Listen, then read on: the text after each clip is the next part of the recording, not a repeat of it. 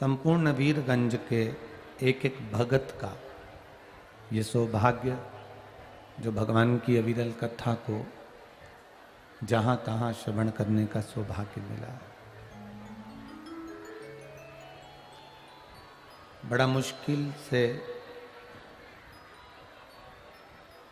मानव की देह मिल पाती है और यदि मानव की देह मिल भी गई तो भगवत भजन नहीं कर पाती।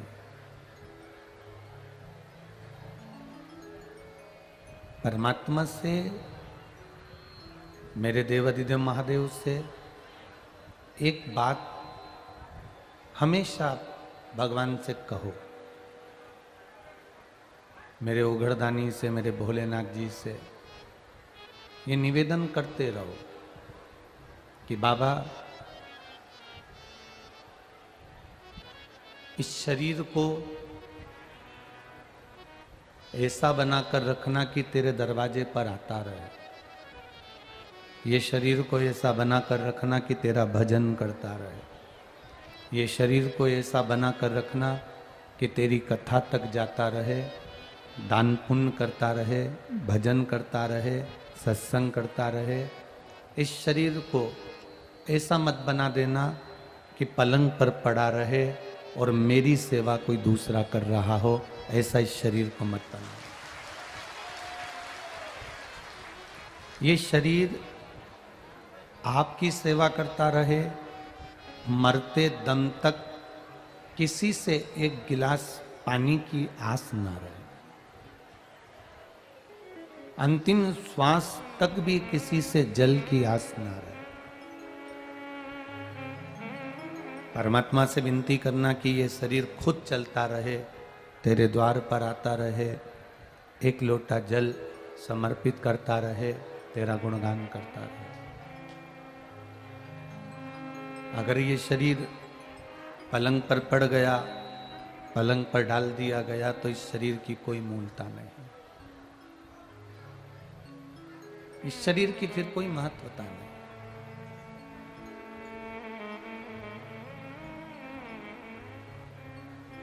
वो एक लाइन आप लोग करते हो, इतना तो करना स्वामी जब प्राण तन से निकले। अंतिम समय में तेरा दर्शन हो जाए, अंतिम समय में तेरा भजन हो जाए, अंतिम समय में तेरा कीर्तन हो जाए, अंतिम समय में तेरा नाम स्मरण हो जाए और ये शरीर आखिरी में छूट जाए, बस इतनी कृपा इस जीव पर कर कर रखना, भटके ना।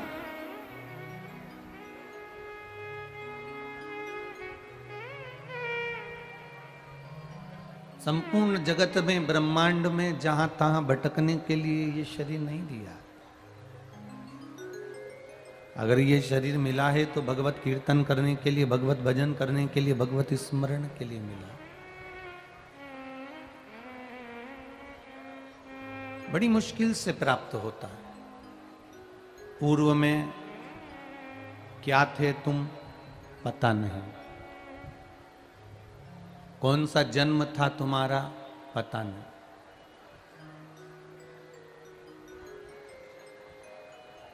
प्रकृति और प्रवृत्ति दोनों अलग अलग है। प्रकृति और प्रवृत्ति दोनों अलग है।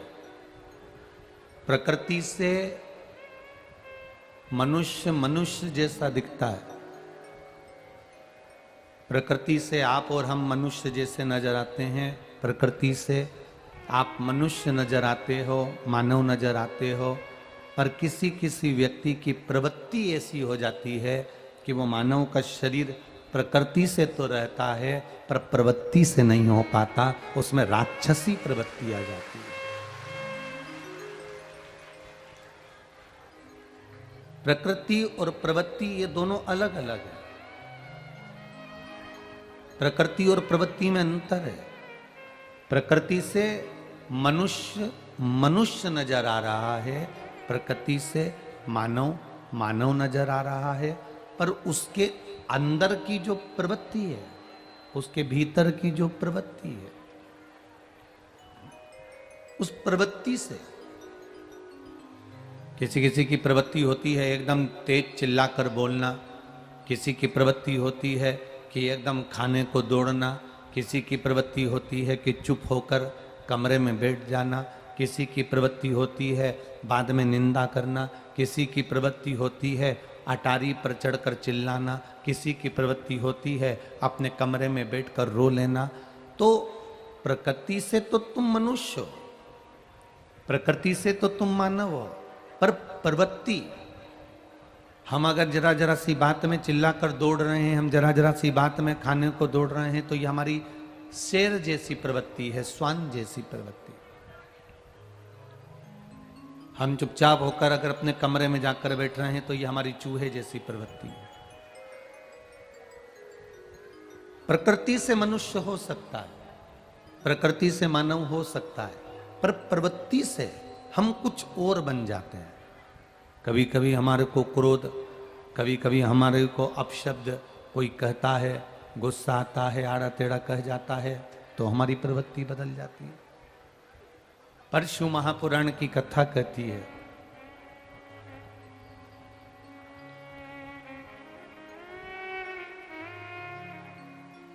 दो जगह ब्रेक बहुत जरूरी है। कितनी जगह? जम के बोलो जरा। दो जगह ब्रेक बहुत जरूरी है। एक गाड़ी में ब्रेक जरूरी है और एक वाणी में ब्रेक जरूरी है।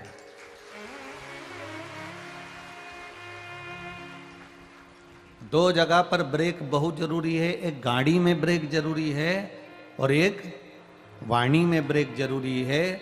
गाड़ी में ब्रेक नहीं होगा तो एक्सीडेंट हो जाएगा और नुकसान तुम्हारा भी होगा और सामने वाले का भी होगा। वाणी में अगर ब्रेक नहीं होगा तो नुकसान हो जाएगा, तुम्हारा भी होगा और सामने वाले का भी होगा। इसलिए गाड़ी में भी ब्रेक हो और वाणी में भी ब्रेक हो, बहुत जरूरी है।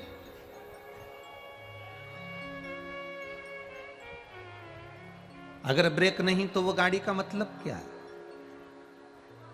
गाड़ी में सारे फंक्शन हो, गाड़ी में सब कुछ हो, एसी भी हो, पावर विंडो भी हो, क्लच भी हो, स्टीयरिंग भी हो, खिड़कियां भी हो, दरवाजे भी हों, आगे बम्पर भी लगा हो, नेम प्लेट भी लगी हो, गाड़ी में सब कुछ हो, और अगर ब्रेक नहीं हो तो गाड़ी किसी काम की है क्या? बोलो, जम के बोलो जरा। नहीं। गाड़ी में सब कुछ हो और ब्रेक ना हो तो गाड़ी किसी काम की नहीं रहती। उसी तरह तुम सुंदर भी बहुत हो, तुम्हारे नयन भी बड़े सुंदर हैं, तुम्हारे श्रवण शक्ति भी सुंदर है, तुम्हारे केश भी बड़े सुंदर हैं, तुम्हारी नख भी बड़े सुंदर हैं, तुम्हारी उंगलियां भी बड़ी सुंदर हैं, तुम्हारे चरण भी बड़े सुंदर हैं, तुम्हारे कपड़े भी बड़े सुंदर हैं, तुम्हारे नेत्र भी बड़े सुंदर हैं, तुम्हारे दांत भी बड़े सुंदर हैं, सब कुछ सुंदर है। पर अगर तुम्हारी वाणी सुंदर नहीं है तो तुम किसी काम के हो क्या? किसी काम का।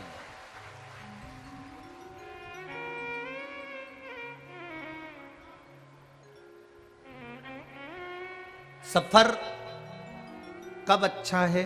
जब हम सफर अच्छा हो। सफर कब तक अच्छा लगता है? जब हम सफर अच्छा हो। खेतान जी, यहां लोग बड़ी दूर दूर से कथा सुनने के लिए, केवल इंडिया के नहीं, नेपाल के भी पूरे ना जाने कौन कौन से प्रदेश से यहां आए हुए। इनको, ये लोग 7 दिन पंडाल में रहते हैं। आपने धर्मशाला करी, बहुत सारी धर्मशालाएं आपने करी, होटलें भी करी, पर उन धर्मशालाओं में ये लोग नहीं सोए, ये धर्मशाला में नहीं गए, ये पंडाल में ही सोते हैं। भूमि पर दरी बिछा लेते हैं, कम्बल ओढ़ लेते हैं, सो लेते हैं। कोई आता है, भोजन देता है, पा लेते हैं, नहीं मिला तो भी शिव नाम लेकर भगवती स्मरण में डूबे रहते हैं।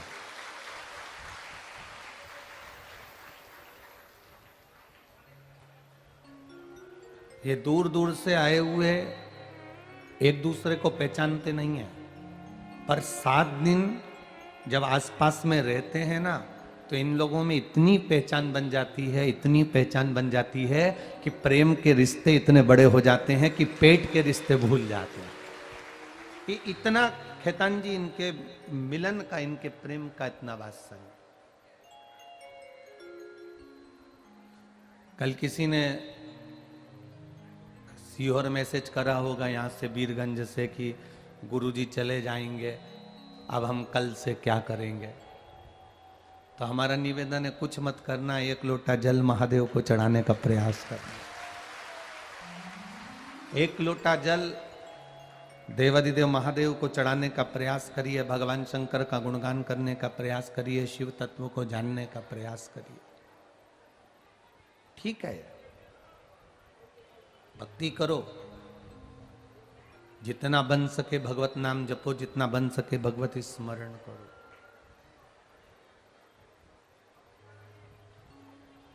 सफर तब अच्छा है जब हम सफर अच्छा हो।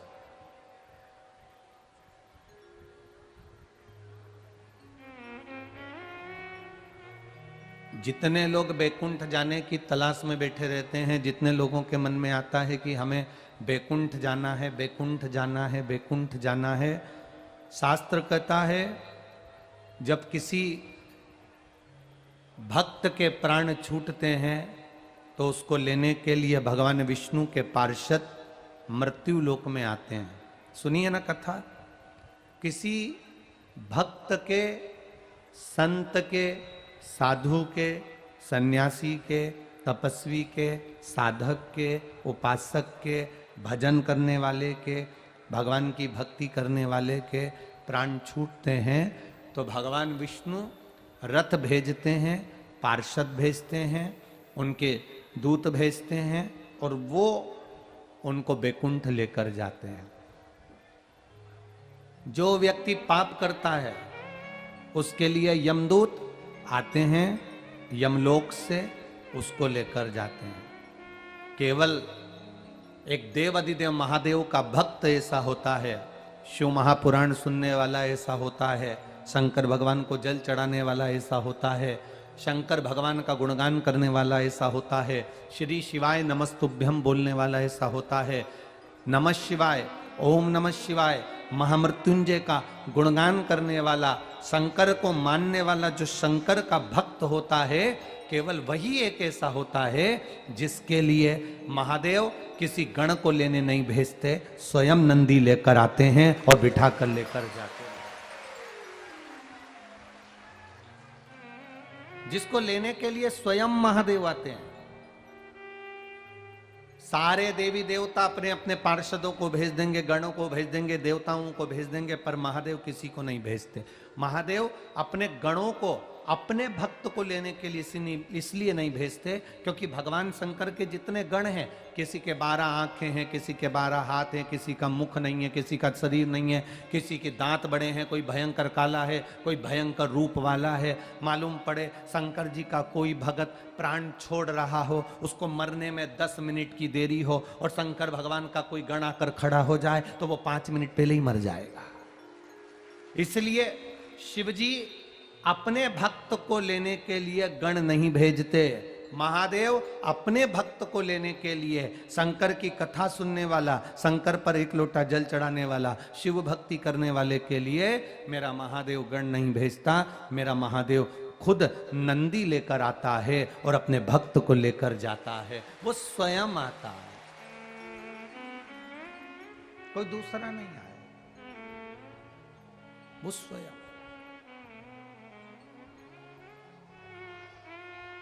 वो स्वयं पहुंचता है, वो स्वयं आता है और स्वयं आकर अपने भक्त को स्वयं लेकर जाता है। दुख काटने के लिए, दुख काटने के लिए मेरा महादेव किसी को नहीं भेजता, खुद आता है। मेरे भक्त को दुख आया, मेरे भक्त को तकलीफ आई तो उसका दुख मैं काटूंगा, उसको तकलीफ में मिटाऊंगा। उसका एक नाम है महामृत्युंजय। क्या नाम है? महामृत्युंजय।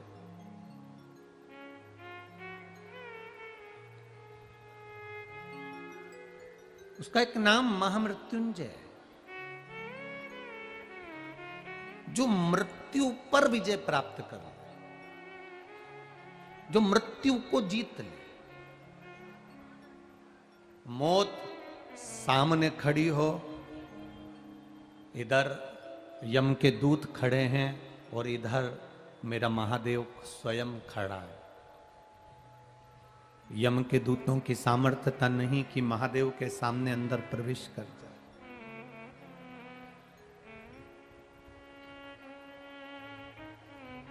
कल कथा सुन रहे थे गजासुर की। गजासुर के पेट में भगवान शंकर बैठे हुए थे, पर किसी देवता की सामर्थ्यता नहीं कि गजासुर से युद्ध लड़ लें। भगवान विष्णु भी गजासुर के सामने गए तो गाले का रूप रख कर गए, बंसी बजाते हुए गए, नंदी को नचाते हुए गए, पर युद्ध करने नहीं गए। क्यों?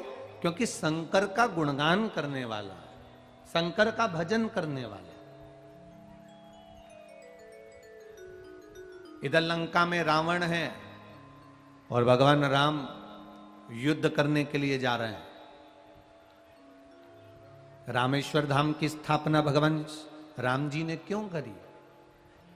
भगवान राम जी को क्या पड़ा था कि शंकर भगवान के शिवलिंग की स्थापना करी, पूजन करी, अर्चना करी, रामेश्वर धाम की स्थापना करी? उसका कारण क्या था? भगवान राम को मालूम था जिस रावण को मैं मारने जा रहा हूं, ये रावण शंकर का परम भक्त है। शंकर के परम भक्त को छूने से पहले महादेव की आज्ञा होना जरूरी है।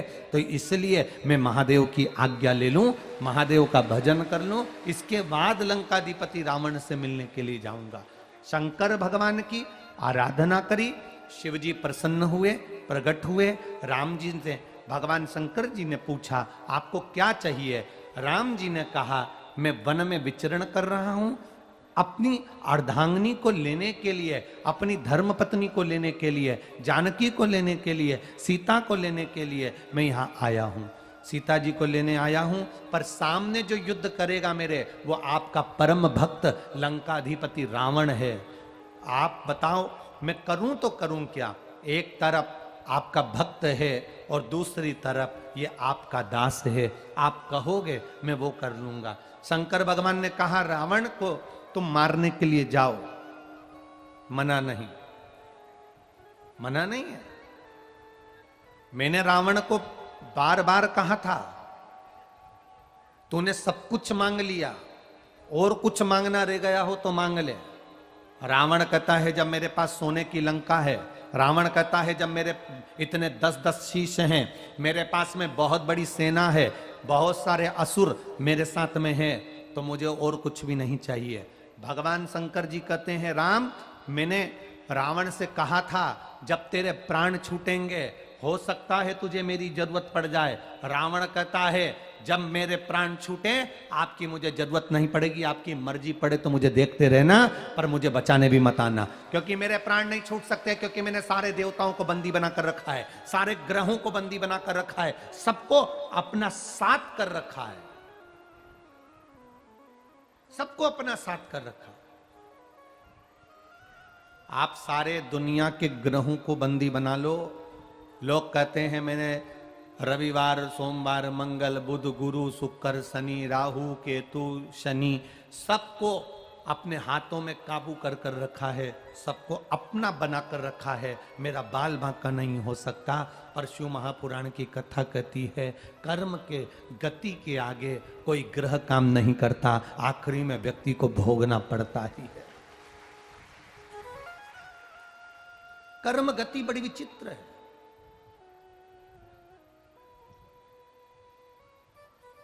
मत बुरे कर्म कर बंदे वरना पछताएगा, भगवान की आगों से तू बच नहीं पाएगा, तू बच नहीं पाएगा। अरे ओ अज्ञानी मत करना,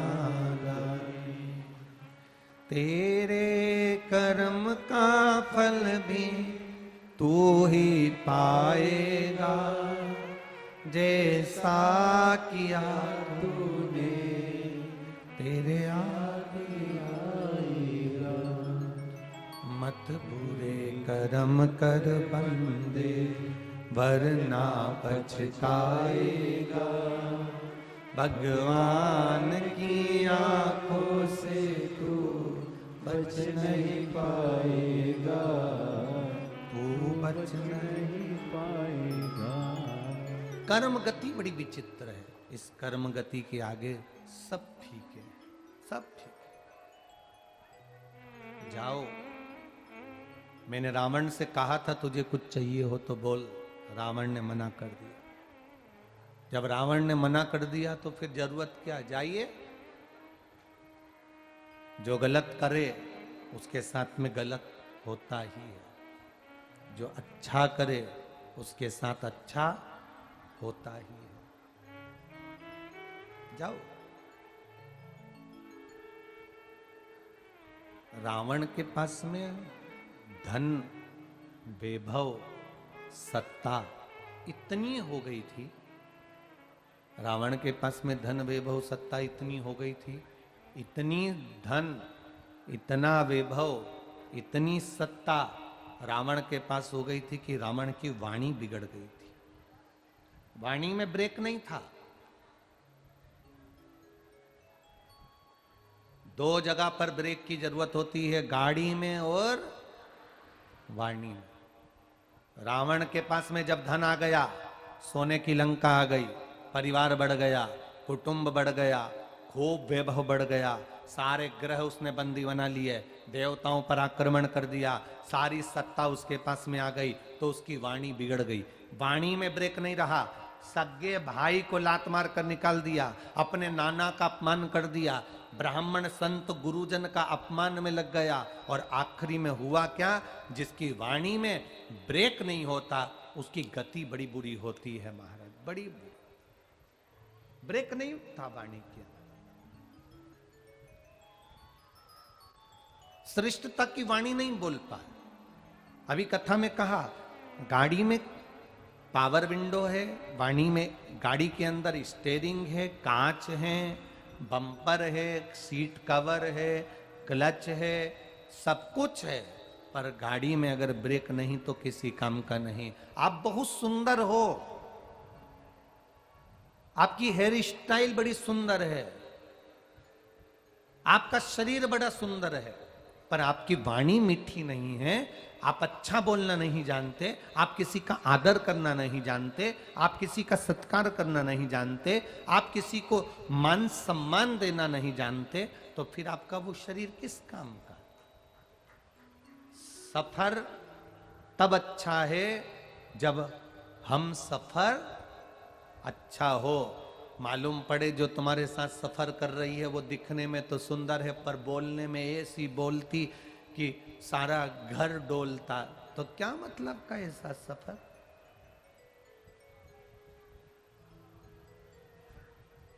एक पत्नी चिल्लाकर अपने पति को बोल दी, तुम में अकल नहीं है, तुम तो जानवर हो।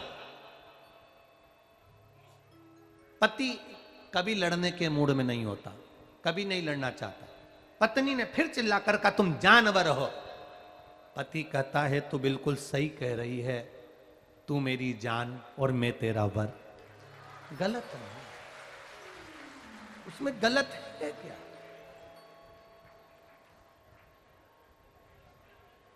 अब बहुत सुंदर दिख भी रहे हो, बहुत सुंदर तुम लग भी रहे हो, तुमने सफर करने के लिए मठरी भी बना ली, समोसा भी बना लिया, कचौड़ी भी बना ली, खुरमे भी बना लिए, ठेहुआ भी बना लिया,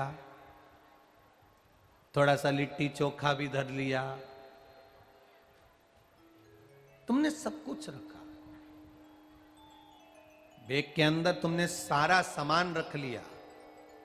अब ईमानदारी से बोलो, सफर करने जा रहे हो, सारा सामान तुमने बैग में रखा, तुम्हारे साथ में चलने वाली भी बड़ी सुंदर है, तुम्हारे साथ चलने वाला भी बड़ा सुंदर है, तुम्हारे बच्चे भी बड़े सुंदर हैं, पर ईमानदारी से बोलो, वो लिट्टी चोखा, वो ठेहुआ, वो तुम जो लेकर जा रहे हो सामान, तुम्हारी मठरी, गुजिया, पपड़ी, खुरमा, कब काम आएगा? जब पत्नी प्रेम से बोले भूख लग रही है, चलो अपन लोग बैठकर भोजन कर ले, और मालूम पड़े भोजन करने का समय आया और तुम्हारे साथ जो जा रहे हैं सफर करने वाले वो तुमसे झगड़ा कर लें, तो तुम लिट्टी चोखा खाओगे? ठेहुआ खाओगे?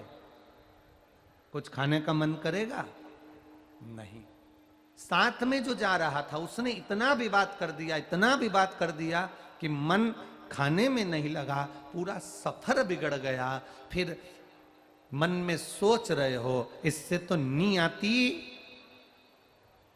बोलो बोलो जम के, नी आती तो अच्छा था, कहां इनके चक्कर में आ गई, कहां मैं इसको लेकर आ गया। बस आपस में सफर लंबा है, हम सफर अच्छा होना चाहिए, और हम सफर का मतलब ये नहीं होता कि सुंदर हो, हम सफर का मतलब होता है जिसकी वाणी में मिठास हो और हृदय कोमल हो, वो हम सफर।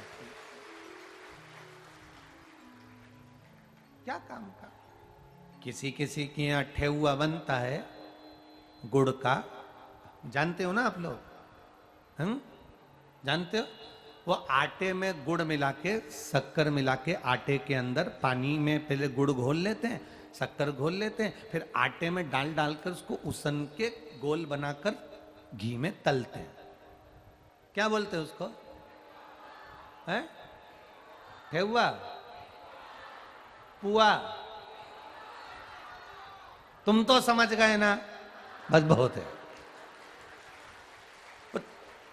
तुम्हारे चक्कर में हमारा ठेहुआ निकल जाए सो का मतलब है, तुम समझ जाओ, बहुत है।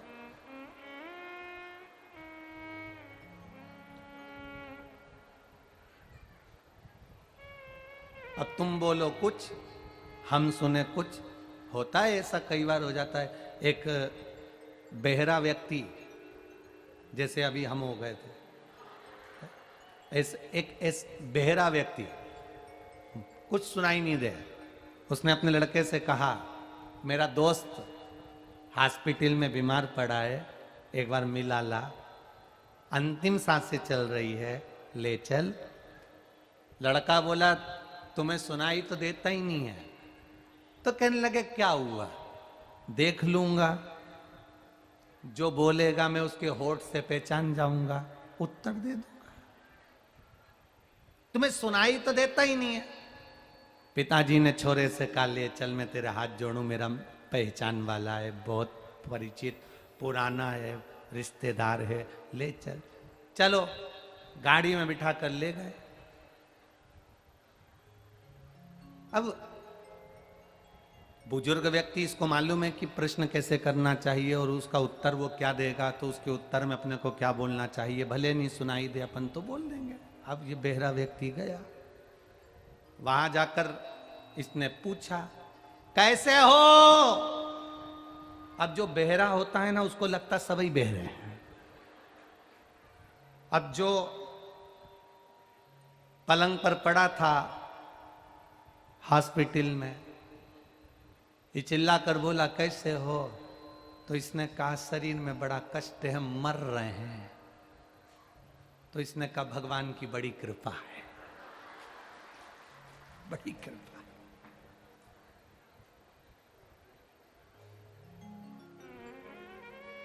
अब इसने पूछ लिया कौन से डॉक्टर का इलाज चल रहा है।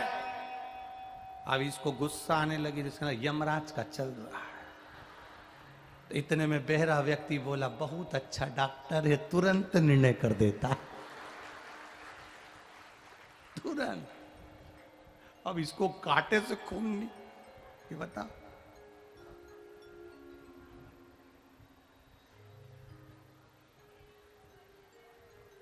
कौन सी दवाई दी है खाने के लिए, तो इसने कह दिया भाटा दिया है।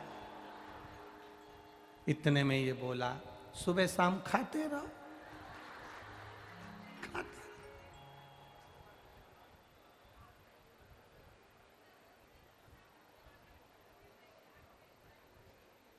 अब इसने बोला घर कब आओगे? तो इसने कब घर के आएंगे तो शमशान जाएंगे। तो इसने कहा भगवान तुम्हारे मन की अभिलाषा पूरी करे, तुम्हें जल्दी। अब बेरा तो बता, अब जैसे तुम्हारे ठेहुए के चक्कर में कथा है, क्या करो उस ठेहुए का?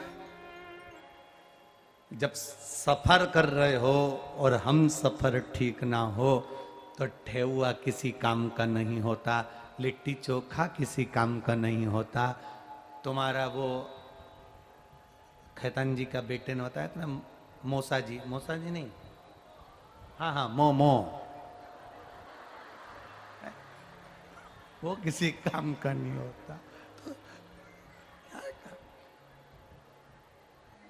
क्या करे उसका?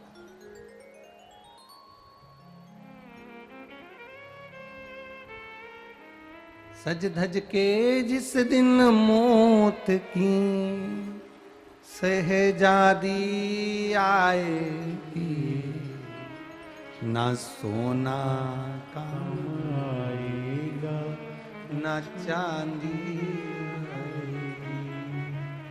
ना सोना काम आने वाला है ना चांदी काम आने वाली है। लाकर में पड़ी की पड़ी रहेगी, पहन भी नहीं पाओगे। पड़ा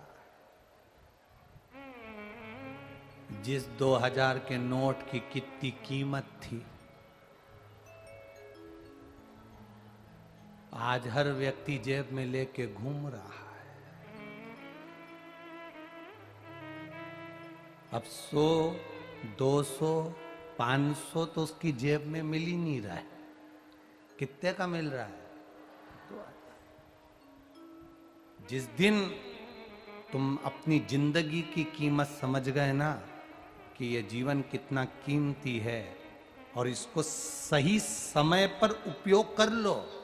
जो तुम्हारी जेब में 2000 का नोट रखा हुआ है, इसकी कीमत तुम सही समय पर समझ जाते और ये 2000 का नोट जो तुमने रख रखा था, इससे कुछ अच्छा पहले ही खरीद के लिए आते हैं तो आज चलाने का चक्कर नहीं आता कि इसको कहां देकर रहा।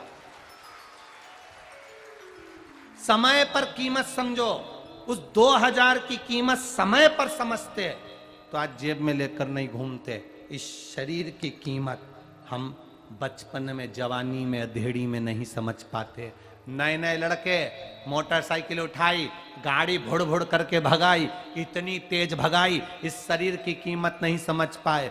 जरा सा तुम एक 12th की पढ़ाई कर रहे हो, 10th की पढ़ाई कर रहे हो, किसी एग्जाम को दे रहे हो, अगर जरा सा एग्जाम में रह गए तो तुम मरने का प्लान बनाने लगे, तुरंत तो तुमने सुसाइड करने का प्लान बना लिया। जरा विचार करना, कॉपी में केवल नंबर कमाए हैं तो तुम मरने का विचार बना रहे हो। जरा विचार करना कि तुम्हारे माता पिता के हृदय के तुम 1 नंबर के बेटे हो, उसने नंबर में कमी नहीं लाई। फिर पढ़ो, फिर अध्ययन करो, फिर पढ़ाई करो, फिर बैठो परीक्षा में, पास हो गए। एक बार के रिजल्ट से अपने जीवन को खराब मत करो। मोटरसाइकिल ली, इस शरीर की कीमत को समझना। मोटरसाइकिल लेकर भागे, बाइक लेकर भागे, ऐसी तेज बाइक चलाई, ऐसी तेज चलाई, शरीर की कीमत नहीं जान सके। आखिरी में एक्सीडेंट हो गया, वेंटिलेटर पर पड़े रहे, शरीर ऐसा हो गया कि उठ नहीं पा रहे हो, चल नहीं पा रहे हो। इसकी कीमत समझो, इस शरीर की कीमत समझो।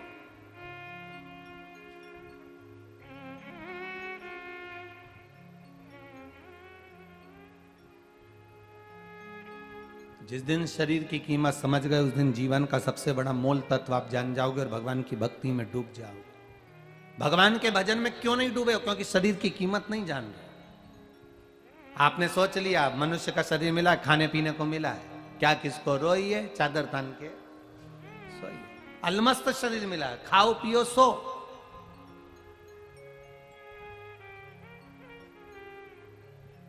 नेपाल में सरकार की ओर से 1 दिन की छुट्टी मिलती है हफ्ते में, जिस दिन दुकानें भी बंद रहती है। सरकार के गवर्नमेंट के ऑफिस भी बंद रहते हैं। कौन सा दिन है? शनिवार। इंडिया में, भारत में एक दिन की छुट्टी मिलती है जिस दिन सरकारी कामकाज बंद रहते हैं, दुकानें बंद रहती है। कौन सा दिन है? रविवार। सरकार को क्या पड़ा कि तुम्हें एक दिन की छुट्टी दे? सरकार को क्या पड़ा कि तुम एक दिन की दुकान बंद करते हो? छुट्टी काहे के लिए देती है सरकार? छुट्टी क्यों मिलती है? दुकान क्यों एक दिन के लिए बंद करते हो? केवल कई लोग सोचते हैं छुट्टी इसलिए मिली है कि दिन भर खाओ और सो। छुट्टी छुट्टा सांड बनने के लिए नहीं मिली है। छुट्टी गाड़ी लेकर दौड़ाने के लिए नहीं मिली है। छुट्टी मदिरा की दुकान पर जाने के लिए नहीं मिली है। छुट्टी गलत व्यसन करने के लिए नहीं मिली है। छुट्टी इसलिए दी, 6 दिन तुमने सरकार के लिए काम करा तो हमने तनख्वाह दी। एक दिन तुम उस परमात्मा के लिए काम करना तो वो तुम्हारे को जिंदगी देगा।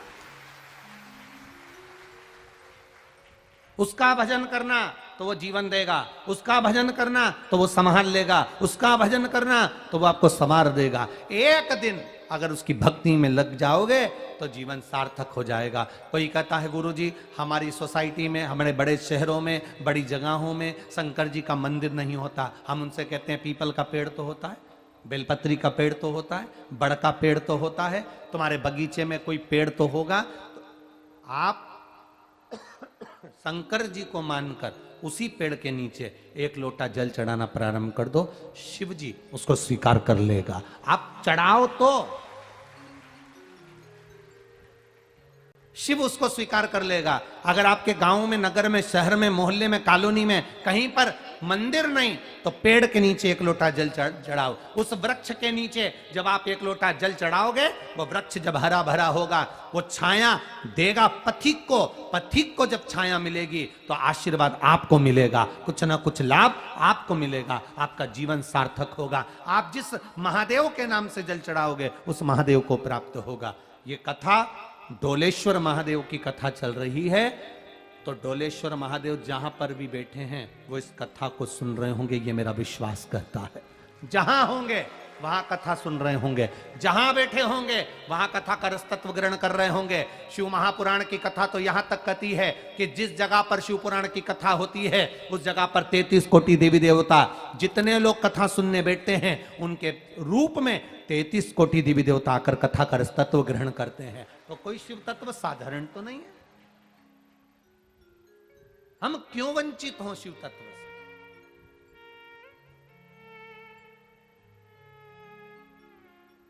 अरे भजन भोले बाबा का करते रहोगे तो संसार सागर से तरते रहोगे।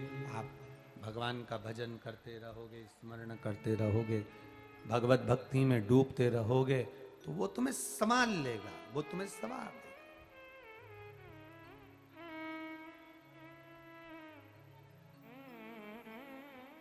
गाड़ी में ब्रेक नहीं तो गाड़ी बेकार। जिस मंदिर में भगवान नहीं वो मंदिर, जिस भोजन में नमक नहीं, अरे बोलो जम के, भोजन बेकार। और अस्पताल में, हॉस्पिटल में सब कुछ है, वेंटिलेटर, आईसीयू का रूम, कंप्यूटर, सिस्टर, दवाई, इंजेक्शन, एसी, हॉस्पिटल में सब कुछ है। जिस हॉस्पिटल में डॉक्टर नहीं वो हॉस्पिटल बेकार। गाड़ी में ब्रेक नहीं तो गाड़ी बेकार है, हॉस्पिटल में डॉक्टर नहीं तो हॉस्पिटल बेकार है, मंदिर में भगवान नहीं तो मंदिर बेकार है, भोजन में, थाली में नमक नहीं, सब्जी में, रोटी में, चावल में, दाल में नमक नहीं तो भोजन बेकार है। उसी तरह इस शरीर के माध्यम से भगवान का भजन नहीं तो ये शरीर बेकार है, इसका कोई तत्व नहीं। शरीर की कोई मूलता नहीं।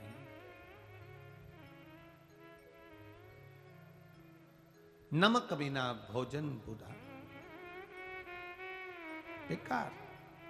डॉक्टर बिना हॉस्पिटल, ब्रेक बिना गाड़ी बेकार, और भजन बिना, बोलो बोलो जम के, शरीर बेकार।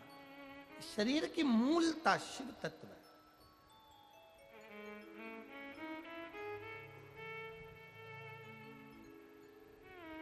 पत्नी, पति, बच्चे, घर, खाने को भोजन, पीने को पानी, ये तो तुम जितने जन्म लोगे सब जन्म में मिलेगा।